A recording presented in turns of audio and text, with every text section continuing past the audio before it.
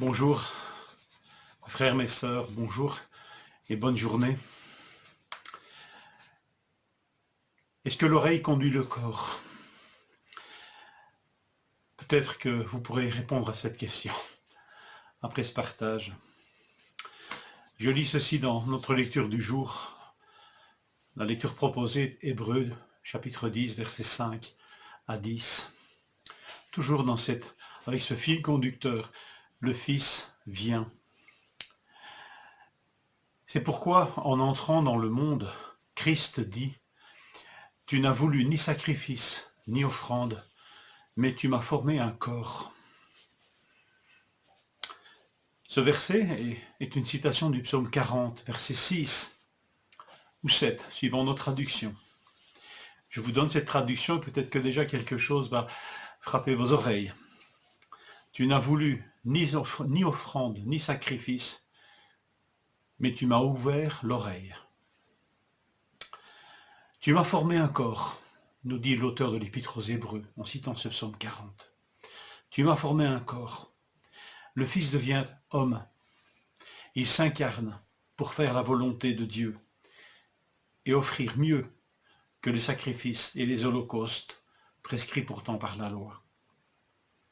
Offrir sa propre vie, son propre corps en offrande, une offrande offerte une fois pour toutes, nous dit le verset 10, et qui rend saints ceux qui croient en cette offrande pour leur propre péché, qui les rend saints une fois pour toutes aussi.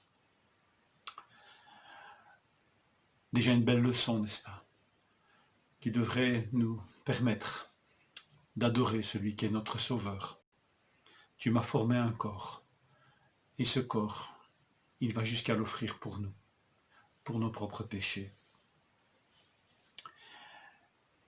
Le psaume 40 dit non pas tu m'as formé un corps, mais tu m'as ouvert l'oreille.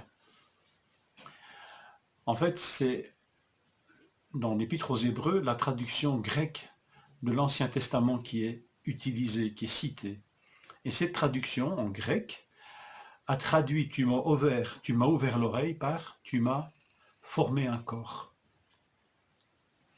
Alors, cette traduction fait autorité dans l'Épître aux Hébreux, tu m'as formé un corps, et il n'est nulle question de la remettre en cause.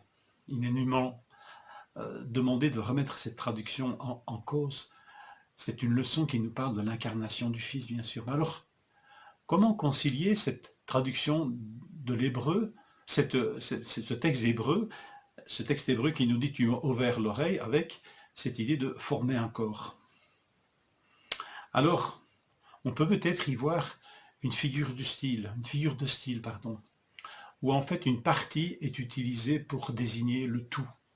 Donc l'oreille désignerait le corps. Et il y a une belle leçon à retirer de cela. L'oreille utilisée pour désigner tout le corps. L'écoute obéissante de la parole de Dieu conduit le corps à la sanctification, conduit le corps à l'obéissance de Dieu. Et tout commence par l'oreille. L'oreille conduit le corps. Ésaïe 50, verset 5, qui est un des cantiques du serviteur de l'Éternel, donc du Messie, donc de Christ. Ésaïe 50 dit ceci, verset 5, « Le Seigneur l'Éternel m'a ouvert l'oreille, et je n'ai point résisté, je ne me suis point retiré en arrière. » Le verset précédent dit même que Dieu éveille notre oreille, ou nous ouvre l'oreille plutôt comme il ouvre l'oreille des disciples, pour que nous écoutions comme écoutent les disciples. Le Seigneur m'a ouvert l'oreille et je n'ai point résisté. En ce sens, à nouveau, l'oreille conduit le corps, y compris dans la consécration au Seigneur. Et le Fils en est l'exemple parfait. Je viens, ô Dieu, pour faire ta volonté. Tu m'as formé un corps, mais tu m'as ouvert l'oreille. Et c'est l'obéissance à Dieu et au Père qui va conduire ce corps, qui va conduire Christ dans son corps.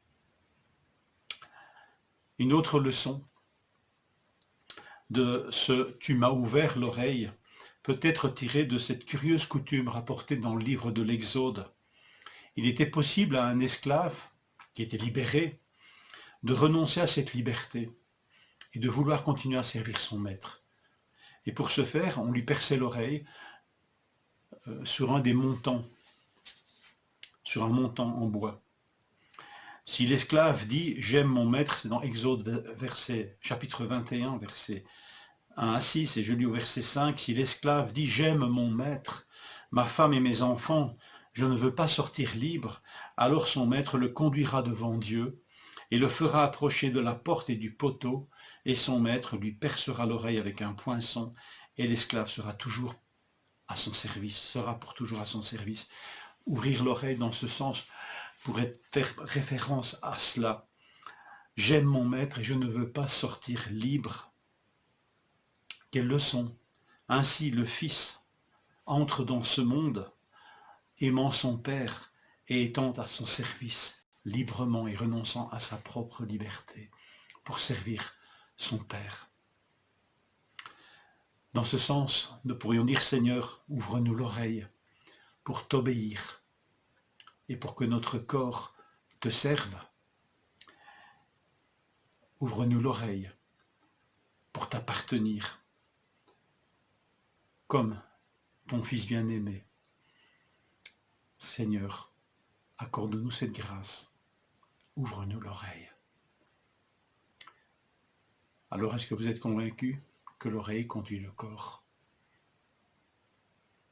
Seigneur, ouvre-nous l'intelligence. Une bonne journée.